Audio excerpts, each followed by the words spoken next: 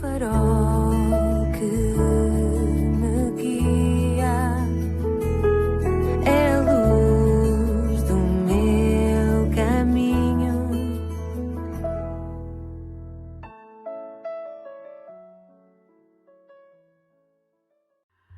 Bem-vindo à 224ª edição do programa Pedindo Luz, cujo tema hoje é o verdadeiro purgatório.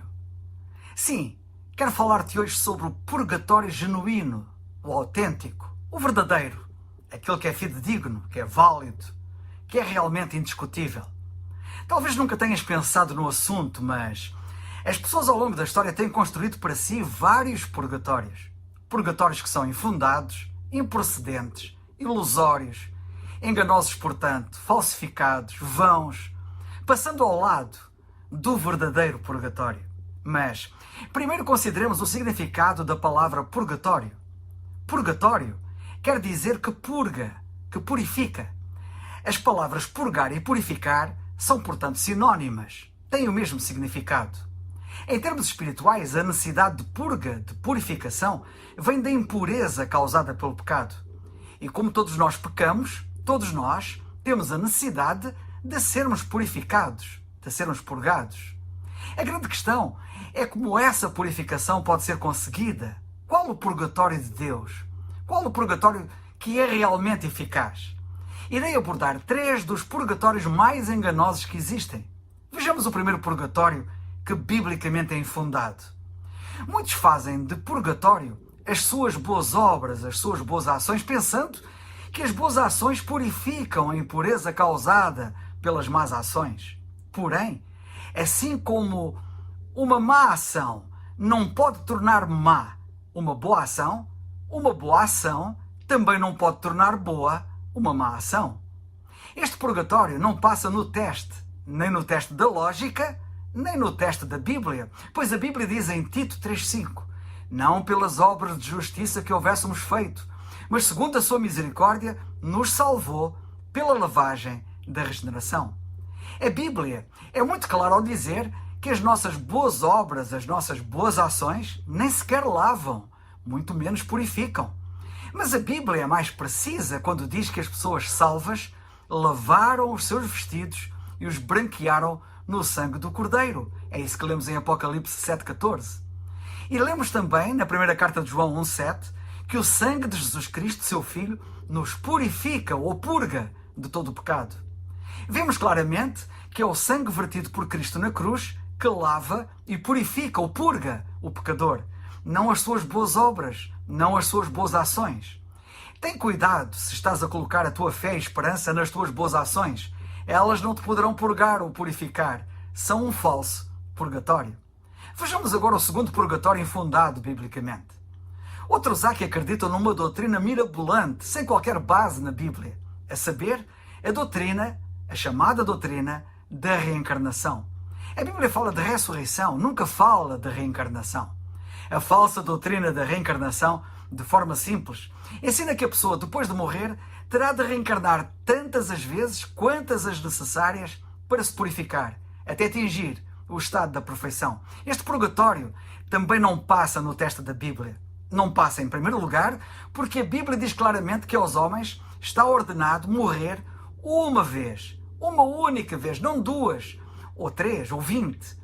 Vindo, depois da morte, o juízo. Depois, não passa porque também assenta nas boas obras que a pessoa faz para ser purificada. E já vimos que isso é falso. Depois ainda, também não passa porque isso anularia a obra que Cristo veio realizar na cruz do Calvário. E a obra que o Senhor Jesus Cristo realizou na cruz do Calvário é que purifica. Está escrito na Epístola aos Hebreus, no capítulo 1, versículo 3, que o Senhor Jesus Cristo fez por si mesmo a purificação ou a purga dos nossos pecados. Finalmente, vejamos o terceiro purgatório infundado biblicamente. Refiro-me ao purgatório propriamente dito, como é popularmente conhecido e assim chamado. Na Bíblia não existe nenhum lugar chamado purgatório, ao contrário do que muitos possam pensar. Segundo a Bíblia, depois da morte, as pessoas só poderão encontrar um de 2 lugares, ou céu ou inferno. Não há terceira via. Como também só existe Deus e diabo. Não existe uma terceira personagem. O lugar para onde dizem que as pessoas vão após a morte, a fim de se purgarem, a fim de se purificarem, a fim de se verem livres dos seus pecados, ao qual chamam de purgatório, é uma invenção humana. Como já referi, a palavra purgatório vem da palavra purgar ou purificar. E a Bíblia diz que Cristo fez por si mesmo a purificação dos nossos pecados, sem qualquer ajuda da nossa parte. Hebreus 1:3. O Senhor Jesus Cristo disse ao malfeitor que estava a morrer ao seu lado e que creu nele como seu Salvador: hoje estarás comigo no paraíso. Isto é muito significativo, uma vez que a palavra inspirada de Deus chama este homem de malfeitor ou criminoso. E o seu próprio testemunho ao outro malfeitor que também ali estava foi este: recebemos o que os nossos feitos mereciam.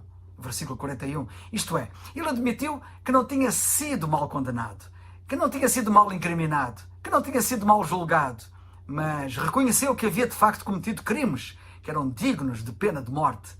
Se houvesse um purgatório, este homem teria ido para lá. No entanto, a Bíblia diz que não foi isso que aconteceu com ele. A Bíblia diz que ele foi diretamente para o paraíso. O Senhor Jesus Cristo disse-lhe: hoje estarás comigo no paraíso. Se alguém precisava de ir para o purgatório, segundo este ensino erróneo, seriam também os crentes carnais que estavam em Corinto, os coríntios, por exemplo. No entanto, Paulo disse a estes mesmos crentes que tinham cometido pecados lamentáveis, que eles poderiam ter confiança de que quando deixassem o corpo, habitariam com o Senhor, segundo lemos na segunda carta aos Coríntios, capítulo 5, versículo 8. Em conclusão, o verdadeiro purgatório não são as nossas boas obras ou boas ações. Não é uma suposta reencarnação, nem mesmo um lugar inexistente chamado purgatório. O verdadeiro purgatório, diz a Bíblia, é o sangue que o Senhor Jesus Cristo derramou na cruz do Calvário. Nota bem o que a Bíblia diz. Cito de novo, primeira carta de João 1:7. O sangue de Jesus Cristo, seu Filho, nos purifica ou purga de todo o pecado. Não é um lugar que nos purifica, mas o sangue de Cristo. Este é o verdadeiro purgatório realmente existente e de que todos nós necessitamos. Em face disto, reitero de modo veemente a forma como tem concluído estas alocuções. Crê no Senhor Jesus Cristo e serás salvo. Atos 16:31. É o farol